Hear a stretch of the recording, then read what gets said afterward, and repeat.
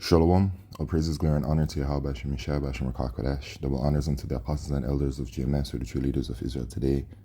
And salutations to all of the Akim who do this work in truth and sincerity, who risk their lives and their freedoms to do so, as well as the scattered Israelites who come looking like the heathen but are not, by way of their forefathers' seeds who are Israelite men. The true name of the Most High is Yahweh, and his son's name is Yahushai. And the Lord's holy chosen people are the so-called Negroes, Latinos, and Native Americans, as we're the ones who suffer under the curses in the book of Deuteronomy. My name is Akalia, and I'm from the GMS Jamaica Kingston camp. And this video is focused on World War III and just biblical prophecy in general. Okay, so the situation between Iran and the Israelis, the state of Israel, is escalating, and of course the US has jumped in. And this is all biblical prophecy, by the way. Okay. First of all, World War III will be occurring. This is Revelation chapter 11 and verse 14. The second woe is past, and behold, the third woe cometh quickly. The second woe is World War II, and the third woe is World War III. Okay? And this World War III is imminent, as the remaining prophecies are imminent. What are the remaining prophecies that we look forward to right now? We have the main ones. The Mark of the Beast prophecy, which is a mark chip. You have the World War III prophecy, okay, and then the return of Yahushai, which also includes the deliverance of the elect of the nation of Israel, which also includes the destruction of America, which is Mystery Babylon the Great. All right, so we're looking towards those. The destruction and the deliverance cannot come until the Mark of the Beast prophecy, which is a mark chip, manifests before. Like, it has to come to pass first, okay? Because you have to remember that those who, the Israelites that take the market chip, the mark of the beast, they will be destroyed, and those who don't will be delivered, the elect members, okay? We also have the famine of the word prophecy, the persecution of the prophets to come, okay? We have, well, you know, the prophets of Yahweh Shemishai getting spiritual power. We have Jacob's trouble coming. All right. We have many things that are to come. And these days are clearly showing what time we're in. What's going on in the world is clearly showing. You know, people have all eyes on the Olympics, and, you know, me too. I mean, I'm not watching it, but I just not too long ago watched the gold medal match between Novak Djokovic and Carlos Alcaraz. That is the tennis portion, but I'm not distracted by it. All right, I just use it as a little bit of entertainment, you know. But people are distracted by the Olympics when all kinds of things are going on. People are distracted by the Olympics, but the situation in the Middle East is the so-called Middle East is going on right now. You know what I'm saying? And then people are so distracted in general that they don't even realize the system that's coming in, right? The central bank digital currencies that are being developed, the digital identification systems that are being developed, and the other technological advances that are being made to be able to usher in this market chip. That is all being done daily, right? But people are distracted, and that's fine, because those who are supposed to receive it shall receive it, and those who are not will not. And that's just what it is. But we measure the time. 2 Ezra chapter 9 and verse 1, he answered me then and said, measure thou the time diligently in itself. And when thou seest parts of the signs past which I have told thee before, then shalt thou understand that it is the very same time wherein the highest will begin to visit the world which he made. Okay, so you measure the time. We know that the end of the rulership of the Edomites, the so-called white man, right? We're subject to them right now. We know that their kingdom, one, has an end. We know we have deliverance. We know that we're the children of Israel, etc. So when it comes to the end of Esau's kingdom, we know that it is based off of the manifestation of prophecy. And we are clearly, very clearly in those days. The end of Esau's rulership, then shalt thou understand that it is the very same time wherein the highest will begin to visit the world which he made. Therefore, when there shall be seen earthquakes and uproars of the people in the world, which we have seen continuously, then shalt thou well understand that the Most High spake of those things from the days that were before thee, even from the beginning. For like as all that is made in the world hath a beginning and an end, and the end is manifest. And the word world here is referring to not the actual physical world, but when you look in the Greek in the New Testament, the word world has different Greek words when you look at it. Okay. And one of the Greek words is aeon, which is a period, an age. And so when it's talking about the end of the world, it's talking about the end of a period, which is the end of the period of the rulership of the Edomites. Okay, we'll be going into a new world, which is a new age of the rulership of the Israelites when Yahushua returns and delivers the elect of the nation of Israel. Okay, so for like as all that is made in the world hath a beginning and an end, and the end is manifest. And we're seeing that by way of the development of the prophecies and what's going on in the world. And the situation that's going on over there in the so-called Middle East, this is very important to Bible prophecy because it adds to the World War III prophecy. Okay, and who knows what other things, depending on how this situation escalates over there, you don't know what will happen. You know, there can be further increases in food prices, material, I mean, just everything in general, right? Oil, gas, just everything based off of what's going on here. There could be some severe ramifications that will also lead to other prophecies, such as the prophecy of famine coming, right? In the book of 2nd Esdras, because we in this time, man, we in the time of the book of 2nd Esdras, especially we in the time of Revelation 2.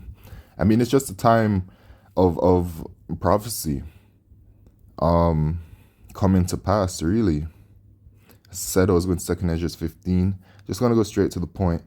At verse 5, behold, saith the Lord, I bring plagues upon the world, the sword, famine, death, and destruction. So these things are coming. And so we see this that's going on in the so-called Middle East. US and Israel bracing for imminent Iranian attack. Okay, so they are assuming that they're going to be attacked. Now, mind you, look at the US and Israel paired together. This is a part of the US coming, running to the state of Israel's defense. This is Bible prophecy. Okay, so they're going to talk about the situation that has been happening. The US and Israel are continuing preparations for a major attack by Iran in retaliation for the assassination of Hamas and Hezbollah leaders. Okay, it has been reported. Now, to me, when I look at this situation, to me, it is war, right?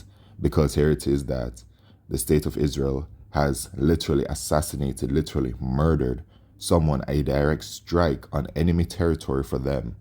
And now the opposing side is going to potentially attack. I say potentially, okay, because this to me is developments towards World War III, but to me it reads as a rumor of war. And let me get it in Matthew 24. All right, and I say that because of that mark of the beast prophecy, that microchip that must be at the forefront of one's mind. Okay, Matthew 24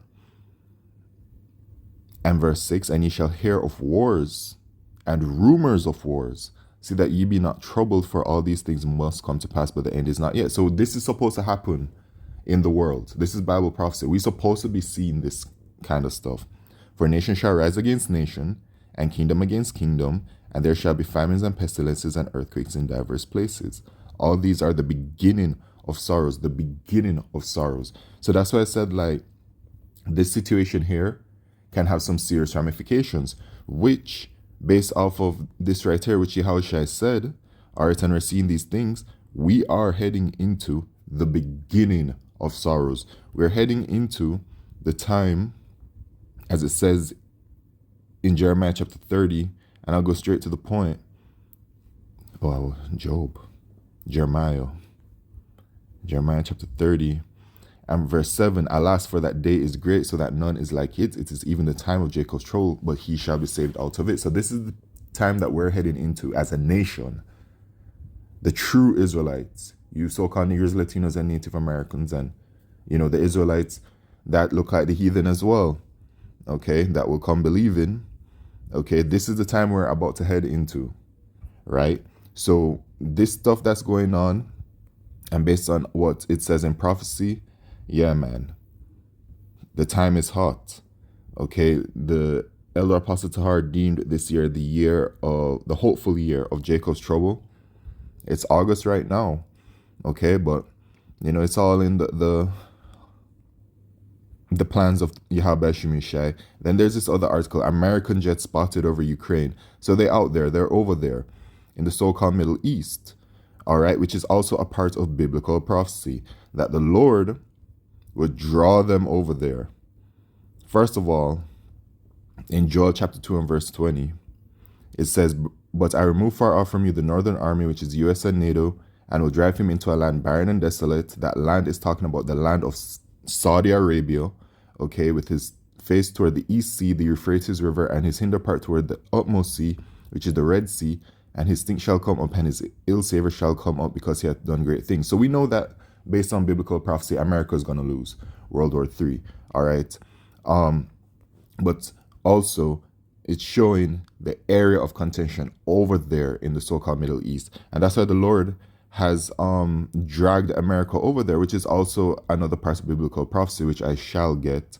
And of course, all of the major players are at play. The US, the State of Israel, Iran. Of course, with Iran, you have Russia, which is a guard onto them. As it says in Ezekiel 38, we know that Russia will be going to war again with allies, according to Ezekiel 38. Iran is a part of those allies. Turkey will be a part of those allies. Eventually, you can look at the relationship that is currently happening, Bible prophecy in front of you. Okay, Turkey is going to be joining Russia and her allies in war. Okay, right now, Turkey has a very clear stance against the state of Israel. Right? That relationship is deteriorating. That's Bible prophecy. Okay, so all these things are happening, man. So that's the area of tension over there.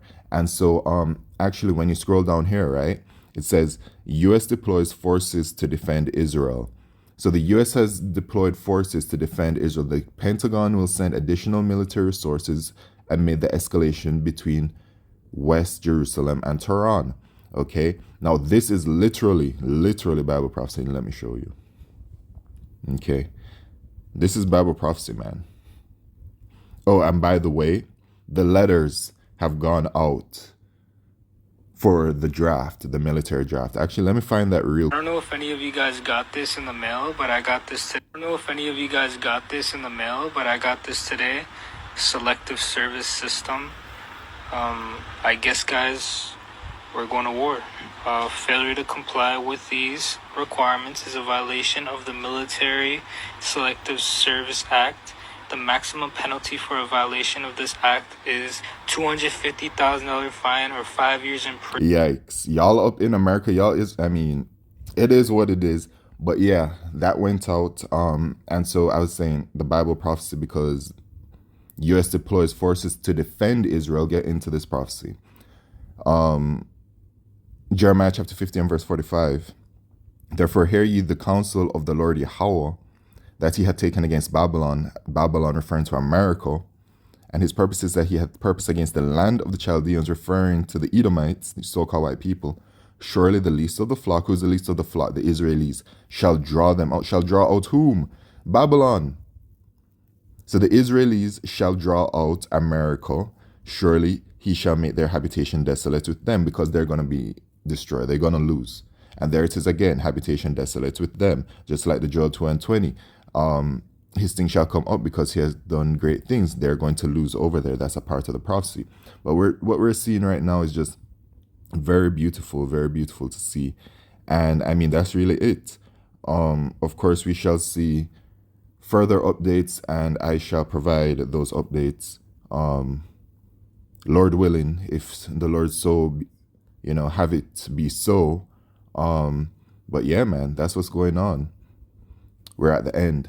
With that, all praises, glory, and honor to Yahweh Shemishai Basham Kakodesh. Shalom.